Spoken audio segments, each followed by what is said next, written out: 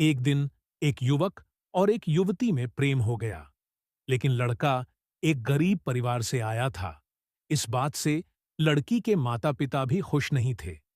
इसलिए युवक ने फैसला किया कि वह न केवल लड़की को अपनी पत्नी स्वीकार करेगा, बल्कि उसके माता-पिता को भी समझाकर अपने माता-पिता की तरह स्वीकार करेगा। समय के साथ माता-पिता ने देखा कि वह एक अच्छा आदमी था और उनकी बेटी के लिए सभी तरह से योग्य था।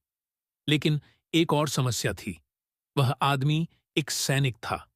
जल्द ही युद्ध छिड़ गया और उसे 1 साल के लिए विदेश भेजा जा रहा था। उसके जाने से 1 सप्ताह पहले आदमी ने घुटने के बल बैठकर अपनी प्रेमिका से पूछा, मुझसे शादी करोगी? प्रेमिका की आंखों में खुशी के आंसू आ गए। उसने अपने आंसू पोंछे और कहा, हाँ, और वे एक दूसरे के गले लग गए। वे इस बात पर सहमत हुए कि जब वह 1 साल में वापस आएगा तो वे शादी कर लेंगे। लेकिन एक बड़ी त्रासदी हुई। उसके जाने के कुछ दिनों बाद लड़की का एक बड़ा एक्सीडेंट हो गया।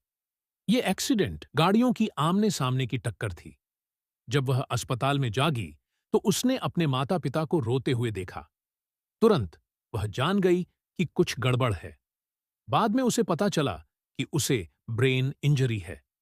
उसके चेहरे की मांसपेशियों को नियंत्रित करने वाले उसके मस्तिष्क का हिस्सा क्षतिग्रस्त हो गया था। उसका कभी सुंदर और प्यारा दिखने वाला चेहरा अब विकृत हो गया था। खुद को आईने में देख वह रो पड़ी। कल मैं सुंदर थी, एक परी जैसी थी। आज मैं एक राक्षस हूं। उसका शरीर भी बहुत सारे बदसूरत घावों से भरा हुआ था।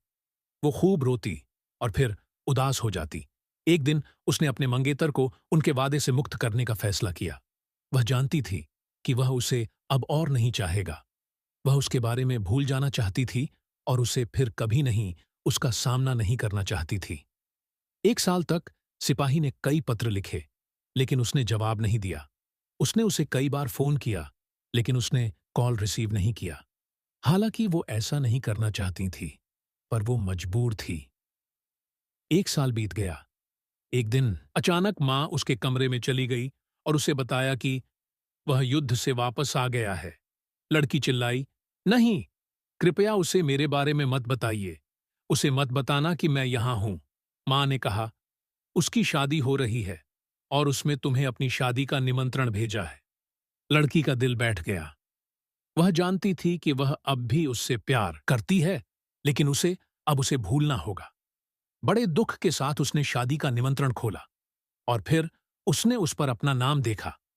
उसे कुछ भी समझ नहीं आ रहा था। उलझन में उसने पूछा, यह क्या है?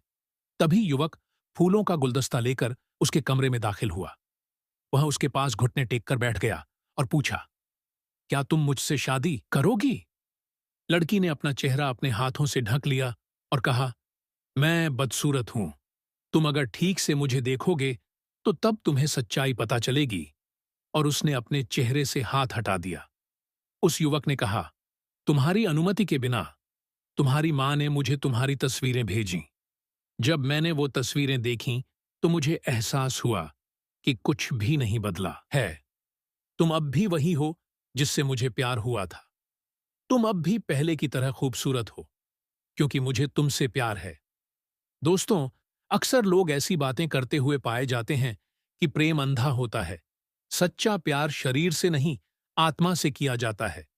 लेकिन दुनिया की कड़वी सच्चाई यह है, लोग इसके विपरीत ही करते हैं। हाँ, इस दुनिया में कहीं कहीं पर शरीर वाला नहीं, आत्मा वाला प्यार दिखाई देखा है, और इसी से शायद इस दुनिया में प्यार का अस्तित्व बना रहता है।